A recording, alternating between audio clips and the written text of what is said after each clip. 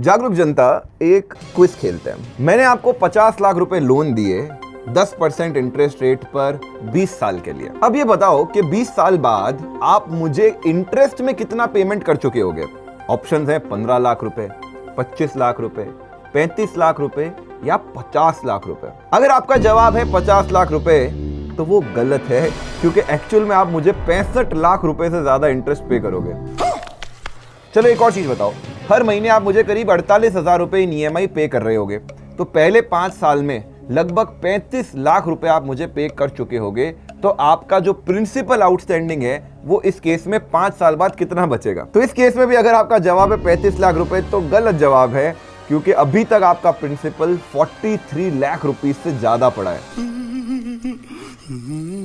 Benjamin Franklin साहब ने कहा है कि अगर आपको पैसे की कीमत जाननी है ना, तो एक बार मार्केट में जाओ और लोन लेने की कोशिश करो। तो आज के वीडियो में मैं आपको बनाने वाला हूं लोन का महारथी, क्योंकि हम डिस्कस करने वाले हैं 50 टर्म्स जो लोन लेने से पहले आपको जान लेनी चाहिए। हेलो दोस्तों, मैं हूं ऋषभ जैन AK जागरूक RJ। आप देख रहे हैं लेबर लॉ एडवाइजर और हमारे इस वीडियो के प्रायोजक हैं स्लाइस सेविंग्स बैंक, जो दे रहे हैं अपने सेविंग्स अकाउंट पर फ्लैट रेपो रेट जितना इंटरेस्ट और FDs पर 7.75% interest for everyone. More on that letter.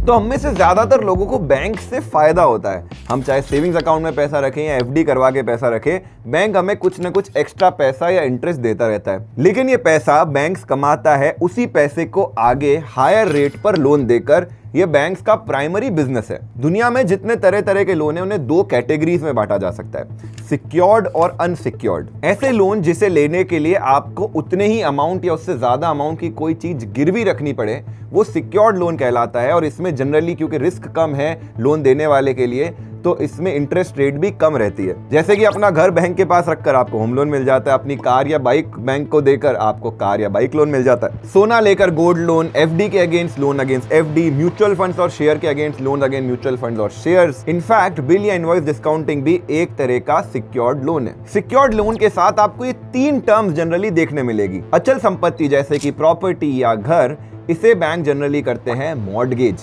मतलब आप उस घर में रह तो सकते हो, लेकिन उस पर अधिकार बैंक का होता है। अगर आपने अपनी EMI या लोन पे नहीं किया तो बैंक उस पर कब्जा कर सकता है। लेकिन ऐसे एसेट जो मूवेबल है, जैसे कि आपकी कार, बाइक या मशीनरी, जिसके अगेंस्ट बैंक ने आपको लोन दिया है, तो मॉर्टगेज शब्द रिप्लेस हो जाता है हाइपोथिकेशन से। यहाँ भी आप कार, बाइक, मशीनरी यूज कर सकते हो, लेकिन लोन पे नहीं किया तो बैंक इन पे कब्जा करके इसे बेच के अपनी रिकवरी कर लेगा। तीसरा शब्द आप सुनेंगे लियन। ये जनरली यूज होता है फाइनेंशियल इंस्ट्रूमेंट जैसे कि FD, शेयर्स, म्यूचुअल फंड के केस में। अगेन ये FD, शेयर या म्यूचुअल फंड आपको अपने अकाउंट में तो दिखते रहेंगे, लेकिन आप इनके साथ कोई छेड़छाड़ नहीं कर सकते, इन्हें बेच नहीं सकते, क्योंकि आपने इन्हें लियन करके इसके अगेंस्ट लोन उठा रखा है।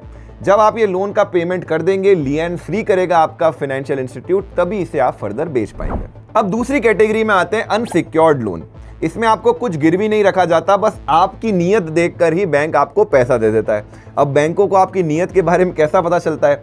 वो ये देखता है कि भैया इसकी इनकम कितनी है, क्या पहले इसने लोन लेकर उसे चुका दिया है, और ये सारा लेखा जोखा उससे मिलता है आपके क्रेडिट स्कोर से। अब पता नहीं क्रेडिट स्कोर में क्या गड़बड़ी है। सामने रोहन जो वीडियो शूट कर रहा है उसके पास 5 लाख रुपए का क्रेडिट कार्ड है, मुझे 25,000 का भी नहीं मिलता।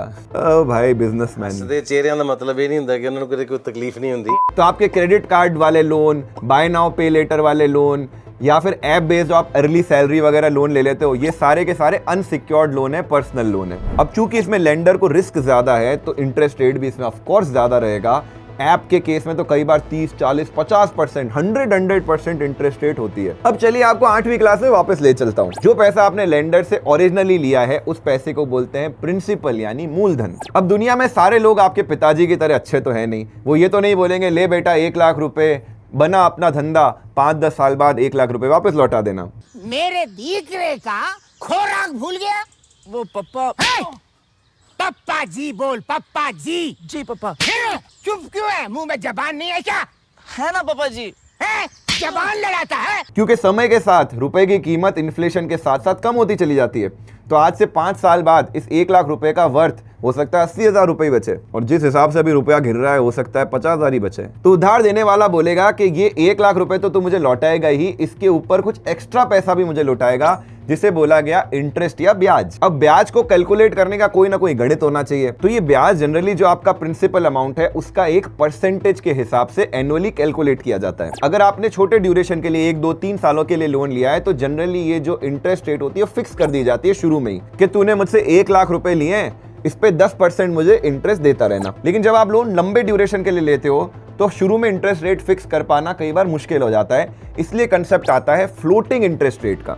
आप हमारी इकोनॉमी में भी देख लीजिए, आज से 20-25 साल पहले आपको पीपीएफ में हो सकता है 14-15% तक का रिटर्न मिल रहा हो, आज वो 8% का ही मिल रहा है। तो ये जो फ्लोटिंग इंटरेस्ट रेट है ये जनरली किसी बेंचमार्क पर कैलकुलेट होती है, इसे बोला जाता है external benchmark linked rate and 90% cases में ये बेंचमार्क होता है रेपो रेट। अब ये देखो, फ्लोटिंग इंटरेस्ट रेट बैंक कई बार छुपा देते हैं, लेकिन एक चीज जो 100% ट्रांसपेरेंट है वो है स्लाइस का सेविंग्स अकाउंट का इंटरेस्ट, जो होता है एग्जैक्टली आरबीआई की रेपो रेट के बराबर। मतलब आरबीआई की रेपो रेट है 5.25%, तो आपको भी मिलेगा 5.25%। अब ये इंटरेस्ट डेली क्रेडिट होता है, कल रेपो रेट बढ़ गई तो कल से इंटरेस्ट भी बढ़ गया। और स्लाइस बैंक में अगर आप एफडी कराते हैं 1.5 ईयर की, तो उसमें अभी मिल रहा है 7.75% इंटरेस्ट, वो भी डीआईसीजीसी की 5 लाख की इंश्योरेंस के साथ। क्योंकि स्लाइस है एक new age small finance bank, completely paperless process है, 5 मिनट में आप अकाउंट ओपन कर सकते हैं, link in description. Repo rate वो इंटरेस्ट रेट है जिसपे आरबीआई बैंक्स को लोन देता है कि भैया ये लो पैसा, इसे आगे तुम ब्याज पे दे सकते हो। तो बैंक इसमें अपना मार्जिन और स्प्रेड जोड़ते हैं और उसे आगे होम लोन वगैरह में बांट देते हैं। मान लो अभी रेपो रेट चल रही है 6%, बैंक का स्प्रेड है 3% का, और बैंक ने आपको होम लोन 9% पे दे रखा है। अब मान लो रेपो रेट बढ़कर हो जाती है 7%, तो आपका होम लोन ऑटोमेटिकली 10% पे चला जाएगा। वहीं अगर रेपो रेट हो जाती है 5%, तो आपका होम लोन ऑटोमेटिकली 8% पे चला जाएगा।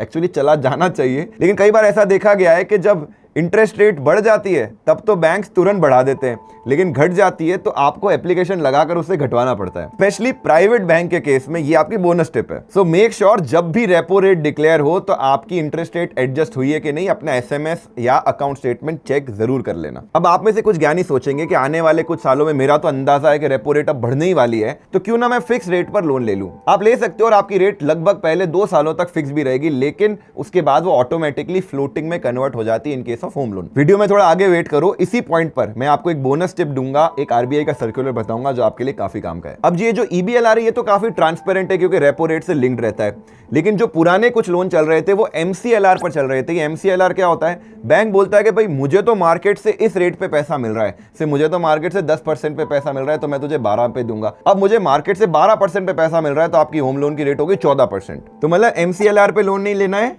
ईबीएलआर पे लेना है। तो ये तो हमने समझी 2 तरह की इंटरेस्ट रेट, फ्लैट और फ्लोटिंग। लेकिन इस इंटरेस्ट रेट के बाद इसकी जो कैलकुलेशन होती है वो भी अलग अलग तरीकों से होती है। पहली होती है रिड्यूसिंग बैलेंस इंटरेस्ट रेट, ये लॉजिकल वाली इंटरेस्ट रेट है। एग्जांपल के लिए आपने 1 लाख का लोन लिया, उस पर 10% आपको इंटरेस्ट देना है। पहले साल आपने 20,000 रुपए पे कर दिए, 10,000 रुपए इंटरेस्ट, 10,000 रुपए प्रिंसिपल के अगेंस्ट, तो अब आपका 90,000 रुपए ही बचा।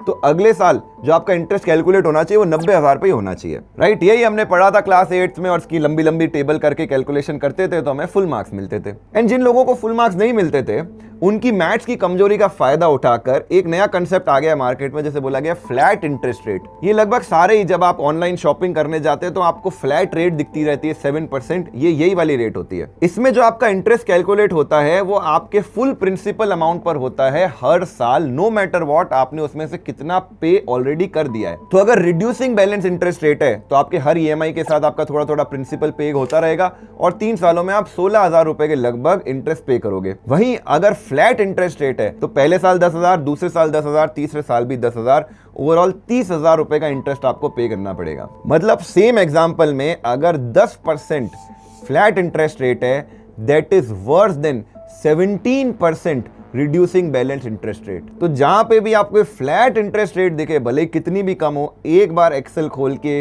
या कोई कैलकुलेटर खोल के कैलकुलेशन जरूर कर लेना, क्योंकि ये दिखती कम है, होती ज्यादा है। अब बात करते हैं 10 ईयर की। 4-5 साल आपका धंधा नहीं चले तो पिताजी भी आपसे पैसे वापस मांगने लग जाते हैं। तो ये तो बैंक्स और फाइनेंशियल इंस्टीट्यूट है, ये ऐसा थोड़ी ना बोलेंगे कि भाई पैसा लिया है, जब तक के लिए रखना है रख। मार्केट में ज्यादातर लोन एक सर्टेन पीरियड के लिए आपको दिए जाते हैं, जैसे होम लोन दिया जाता है 20 सालों के लिए, कार लोन 4-5 सालों के लिए, पर्सनल लोन 6 महीने 1 साल के लिए।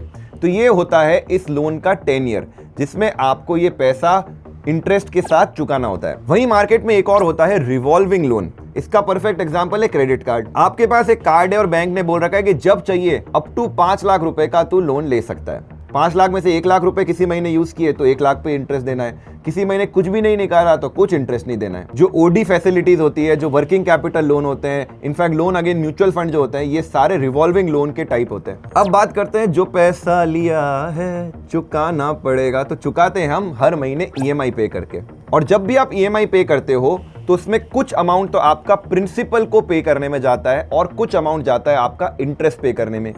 ये प्रिंसिपल में कितना जा रहा है और इंटरेस्ट में कितना जा रहा है, ये पूरा शेड्यूल डिसाइड करता है आपका अमोर्टाइजेशन। ये 50 लाख रुपए का लोन लिया गया है 9% इंटरेस्ट रेट पर 20 सालों के लिए। अगर आप इसका रीपेमेंट शेड्यूल देखोगे, अमोर्टाइजेशन देखोगे, तो आपको नजर आएगा कि शुरू में कुछ सालों तक तो जो ज्यादातर पेमेंट आपका जा रहा है वो इंटरेस्ट पे करने में जा रहा है और प्रिंसिपल से छोटू छोटू अमाउंट कम हो रहा है। वहीं इन लेटर ईयर्स आपका ज्यादातर पैसा प्रिंसिपल पे करने में जा रहा है और इंटरेस्ट थोड़ा थोड़ा बन रहा है। यहाँ पे देखो जो 9% पे आपने लोन लिया है, ये 20 सालों तक आप चुकाओगे तो ओवरऑल 1,07,00,000 रुपए आप चुका दोगे। 50 लाख तो आपका प्रिंसिपल के अगेंस्ट जाएगा, 57 लाख आपका जाएगा इंटरेस्ट के अगेंस्ट। अभी इंटरेस्ट रेट में सिर्फ 1% से अगर बढ़ा दूं और जो मेरी ईएमआई का अमाउंट है वो सेम ही रखूं तो मुझे 27 सालों तक लोन पे करना पड़ेगा instead of 20 and overall I will be paying almost 1.5 crore rupees. मेरा जो इंटरेस्ट पेमेंट है वो 57 लाख रुपए से 94 लाख हो जाएगा। और फिर मान लो आरबीआई ने रेपो रेट 1% से और बढ़ा दी और अब मेरा जो होम लोन है वो 11% पे हो गया। अब मेरी इनकम तो बढ़ी नहीं है तो ईएमआई तो मैं उतनी ही पे कर पाऊंगा, 44,000 रुपए। तो इस केस में मेरा ये लोन कभी पे ही नहीं होगा क्योंकि पहले ही महीने मेरा जो इंटरेस्ट बन रहा है वो 45,000 रुपए बन रहा है और जो मैं ईएमआई पे कर रहा हूं वो 44,000 के आसपास कर रहा हूं। मतलब प्रिंसिपल पेमेंट तो छोड़िए, इंटरेस्ट ही पूरा पे नहीं हो पा रहा और ये जो एडिशनल अमाउंट है ये मेरे प्रिंसिपल में जुड़ता चला जाएगा। मतलब विथ ईयर मेरा प्रिंसिपल अमाउंट आउटस्टैंडिंग है वो बढ़ता चला जाएगा। This is called negative amortisation. जो पुराने जमाने में बधुआ मजदूरी होती थी ना, वो कुछ ऐसे ही सिस्टम पे काम करती थी। तो मैंने आपको बोला था एक बोनस टिप बताऊंगा। तो कुछ समय पहले आरबीआई ये सर्कुलर लेके आया था। उन्होंने बोला था कि जब भी आपकी रेट सर्कुलेट हो तो सबसे पहले तो आपको कस्टमर को इन्फॉर्म करना पड़ेगा। कस्टमर को ऑप्शन देना पड़ेगा कि वो ईएमआई का अमाउंट सेम रख के अपना टेन्यर बढ़ा सकता है या फिर अपना टेन्यर सेम रख के ईएमआई का अमाउंट बढ़ा सकता है या एनीथिंग इन बिटवीन। इन किसी भी केस में ये नेगेटिव अमोर्टाइजेशन तो हो ही नहीं सकता। आपको कोविड का समय याद है, गवर्नमेंट रूल लेकर आई थी कि कुछ समय तक आपको अपनी ईएमआई पे नहीं करनी है, यानी आपको मिला था मॉरेटोरियम। लेकिन इसमें याद रखिए कभी भी आपको मॉरेटोरियम मिलता है तो it has its own cost. आपका जो इंटरेस्ट है वो फिर भी बैकएंड में कैलकुलेट होता चला जाता है।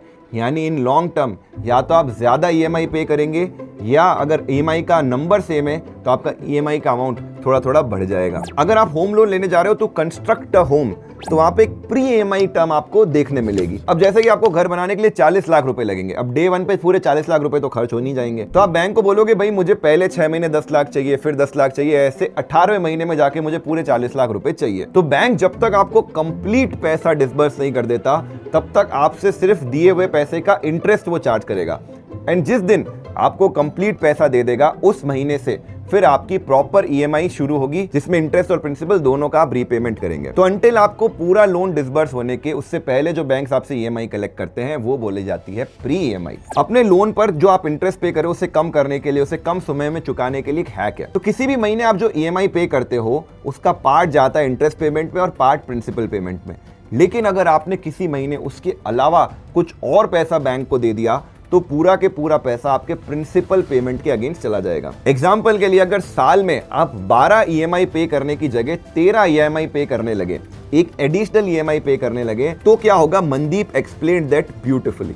प्री पेमेंट पर ईयर में मैंने जो अमाउंट लिया है वो ईएमआई के इक्विवेलेंट ही है। अगर मैं इसमें 1 डाल देता हूँ दैट मीन्स यहाँ पर मैं ऑटोमेटिकली हर साल के लास्ट वाले महीने में एक ईएमआई का अमाउंट प्री पे कर रहा हूँ। और ऐसा करते ही पहले जो मेरा इंटरेस्ट दिख रहा था 30 लाख रुपए, अब वो हो चुका है 24,80,000। मतलब मैंने 5 लाख रुपए का इंटरेस्ट बचा लिया। अब अगर आप सेविंग ज्यादा कर सकते हो तो हर साल आप 2 ईएमआई का अमाउंट पे कर दो, तो अब इंटरेस्ट हो जाएगा 21 लाख रुपए। मतलब मैंने लगभग 9 लाख रुपए का इंटरेस्ट भी बचाया और 20 साल का लोन अब 15 साल में खत्म हो रहा है। इनफैक्ट हो सकता है आपका सिलेक्शन केबीसी में हो जाए, आप 7 करोड़ जीत जाएं और उससे आप मेबैक ना खरीद कर अपना होम लोन पहले से चुका दे पूरा के पूरा, बैंक के मुंह पे जाके पैसा फेंके, ये ले पैसा, मुझे तो अपना लोन जल्दी क्लोज करना है। इसे बोला जाता है प्री क्लोजर या फोर क्लोजर। लेकिन बैंक बोलता है ऐसे नहीं, मैंने तुझे 20 साल के लिए लोन दिया था, इतना इंटरेस्ट मुझे मिलता, वो तो मुझे लॉस हो गया ना।